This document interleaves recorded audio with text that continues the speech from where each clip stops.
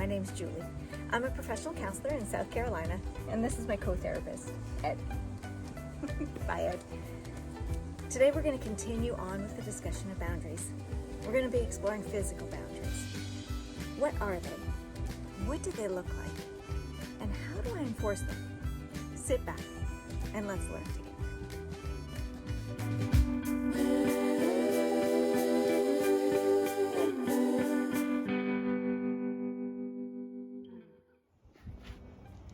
Hi again. So boundaries. What are physical boundaries? Dr. Henry Cloud and John Townsend wrote the book Boundaries: When to Say Yes and When to Say No to Gain Control of Our Life. Dr. Henry Cloud says this about boundaries. Boundaries define us. They define what is me and what is not me. A boundary shows me where I end and someone else begins, leading me to a sense of ownership. Knowing what I am to own and take responsibility for gives me freedom. So physical boundaries. What are they? A physical boundary has to do with touch, what I allow somebody else to do to me and around me. It also has to do with my personal space, how close, the proximity that I allow you to be within. It has to do with the physical space around me, how I care for it, how I hold my boundaries in that space. And the physical realm of boundaries also has to do with my needs, when I need to eat or drink or go to the bathroom, how I care for myself physically. It can be a challenge to set boundaries. We have to look at the different types and we have to consider, what type of boundary is this? Is this a boundary that I need to be rigid with? Or am I more flexible in this area? Does it depend on the person that I'm with or where I am when I'm with that person? The long and the short of it is yes, right? So if we look at boundaries like the borders around our home, so we may have a fence around our home to keep people out. We may also have, we have doors, we have windows, we have locks on our doors and on our windows, and they're to keep people out and keep people in. We have the doors on our home, we have the locks on our door, we have the gates in the fence so that we can determine who we let in and who we don't. We might meet a neighbor on the street and our boundary is such that we talk to them in the driveway. We might know somebody else and we invite them into our yard. Come and hang out and sit by my fire pit this evening. We may have other people that we invite into our home to have a meal with us. And we might let other people have full run of the home, of course with rules in place. The boundaries that we have for each person is dependent on our relationship with that person. But the bottom line is we have the right to decide what our boundaries are. Boundaries are not about controlling another person. They're not about determining what the other person does. Boundaries are purely in place for me to say what's okay with me. They're for me to speak up for my needs and my desires. While you value people and you understand situations and you understand other people's needs, boundaries say that my needs matter too. We're not going to be deterred by somebody being upset by our boundaries. So let's look at it in different situations. I might be in a workplace and there might be somebody who, when they talk, they put their hand on your shoulder or they put their hand on your arm to get your attention. And maybe for some people that doesn't bother you. But there might be somebody in your office that when they place their hand on you, it just feels uncomfortable. Or maybe you're out someplace and somebody just stands too close. Post-COVID, I think that a lot of us are very sensitive to proximity. We might be driving in a car, going on a long car ride, and we need to use the bathroom, but nobody else does. We might need to use it really badly too. We're allowed to speak up for those things. But it doesn't mean that it's easy. So how do we do it? Dialectic behavior therapy, DBT, is a form of therapy and it has lots of different tools and acronyms that it gives us to help us learn to use skills, because we do need to be able to speak up for ourselves.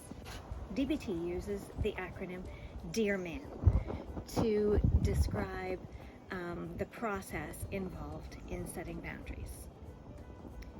The D stands for describe. Describe the facts of the situation. Let's take proximity. You are standing too close to me. That's describing the facts of the situation. E is express your feelings using I statements. I feel uncomfortable with this. A is to assert your needs. Ask directly for what you need.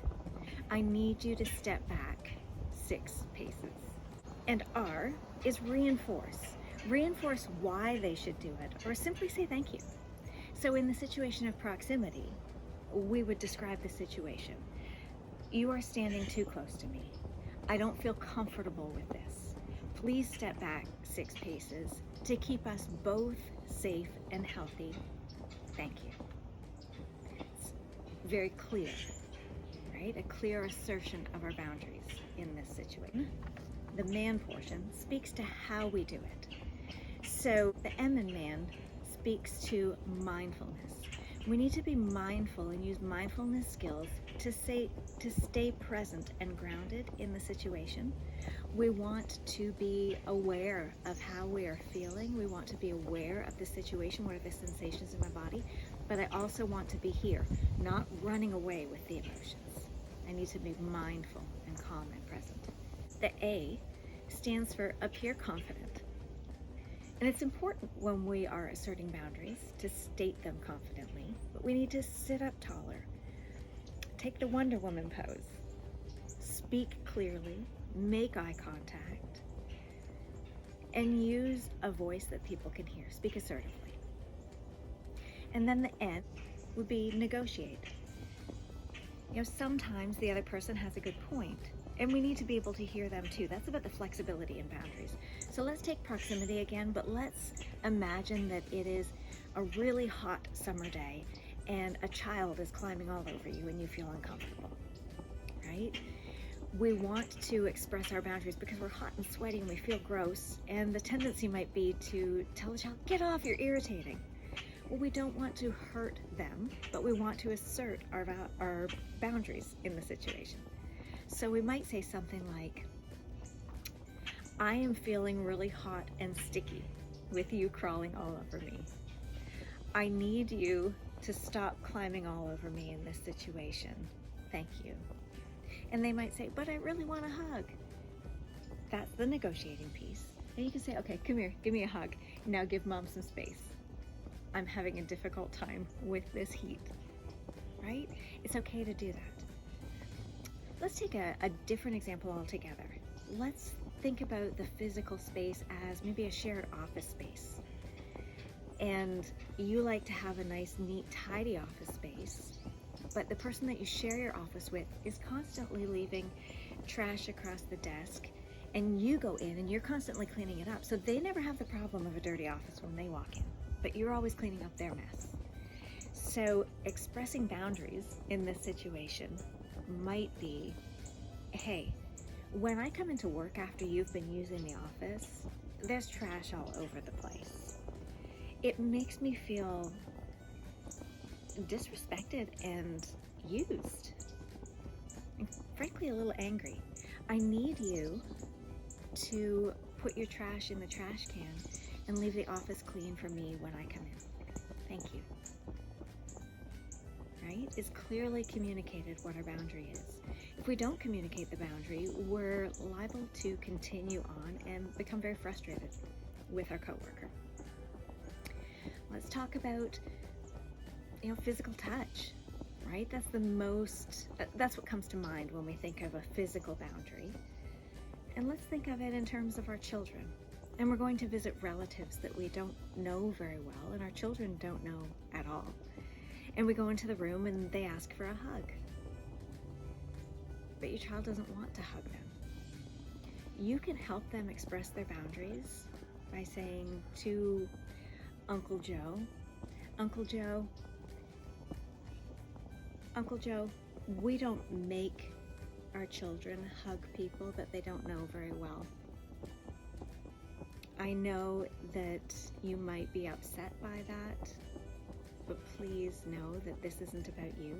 This is about my child feeling uncomfortable, and we want them to have a say-so over their bodies. It's an important lesson, right? Uncle Joe might be upset. It's disappointing. We don't want to make him upset, but it's okay. How about the hugger? Somebody's coming in for a hug, and maybe they even mock you about it because you've asked them over and over not to hug you, and they tease you about it. So we can describe the situation. I would like to ask you to please stop coming in for a hug. I've asked you repeatedly not to hug me, and it makes me upset that you are ignoring my boundaries and making fun of me for it. I need you to stop doing that, please, so that we can maintain our friendship and relationship. Thanks.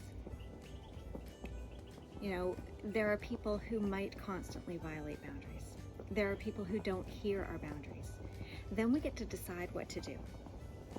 We can limit our interaction with them. If it's in a workplace and somebody is not listening to you about the fact that you don't want them to touch your shoulder or give you a shoulder rub, then you go to HR. I know it can be difficult when the person is in a position of authority, or when they are a senior member of the staff, or they're well respected. It's not about who they are as a person, it's about how uncomfortable you feel, and you're allowed to speak up for that. Our boundaries, remember, are about caring for ourselves and speaking up for our needs. If the other person gets upset and we feel bad about it, just because I feel bad and they're upset doesn't mean that I did something wrong. Oftentimes we ignore our own boundaries because we can understand how the other person feels, and so we waffle in our boundaries. We don't need to do that. People can sometimes be upset by our boundaries. Doesn't make our boundaries wrong. Hope you understand. I hope you learned something today, and I hope you come back to join me here next time at Orange Therapy on YouTube, where you are welcome, just as you are.